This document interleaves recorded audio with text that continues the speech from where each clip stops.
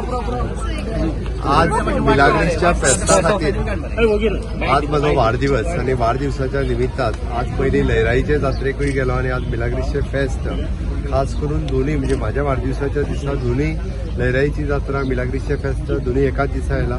दोगांचे blessings घेवपा खातीरय Milagres फेस्ताचे blessings घेवपा खातीर हांगासर आयिल्लो.